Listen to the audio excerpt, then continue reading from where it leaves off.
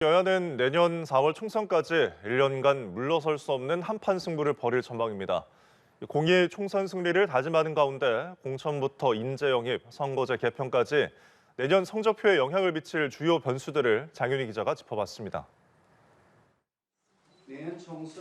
국민의힘은 2016년 새누리당 시절에 겪은 공천 파동, 2020년 총선 참패의 아픔을 반복하지 않기 위해 절치부심하고 있습니다.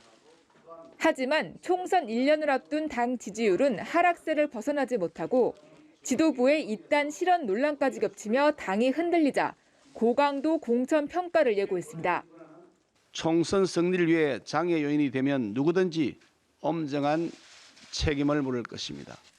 민주당은 이해찬 전 대표가 마련한 시스템 공천을 유지하며 당내 잡음을 최소화하는 방향으로 움직이고 있습니다. 총선 공천제도 TF는 청년 신인이 단수 공천을 받을 기회를 넓히고 학교 폭력 이력자에게 불이익을 주는 등의 내용을 조만간 최고위에 보고합니다. 공천 과정이라고 하는 것이 대체로 보면 갈등의 과정이기도 하지만 그러나 가능하면 축제 과정으로. 인재 영입과 잠룡들의 움직임도 변수로 꼽힙니다. 대통령실과 검찰 출신의 출마 규모, 권영세, 박진, 원희룡, 한동훈 등 장관들의 출마 여부와 개각 시기도 공천 구도에 영향을 미칠 전망입니다. 윤 대통령 친윤계와 극심한 충돌을 빚은 이준석 전 대표가 징계에서 벗어나 여의도에 돌아올지 여부도 주목됩니다.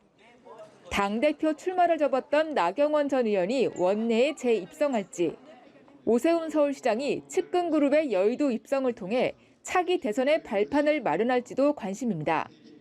야권에선 사법 리스크에 처해 있는 민주당 이재명 대표의 거취 문제가 총선 때까지 내내 주목받을 전망입니다. 이 대표가 체포동의안 표결 이후 총선 승리를 위해 무엇이든 하겠다고 호소한 가운데 총선을 앞두고 벌어지는 정치 환경 변화에 따라 이 대표의 거취 역시 달라질 것이란 관측입니다. 오는 6월 귀국할 이낙연 전 총리, 정세균, 김부겸 전 총리 등 문재인 정부 출신 잠룡들이 총선을 앞두고 어떤 행보를 보일지도 주목됩니다. 원내 3당인 정의당은 총선에서 지역구 당선과 비례대표 대거 입성을 목표로 하고 있습니다. 진행 중인 재창당 작업에 따라 총선 성적표가 결정될 것으로 보입니다. 선거제 개편안에서 지역구와 비례대표 정수 문제, 지역구 조정, 총선 투표 방식이 어떻게 정리되느냐도 주요 변수로 거론됩니다. 연합뉴스TV 장윤희입니다.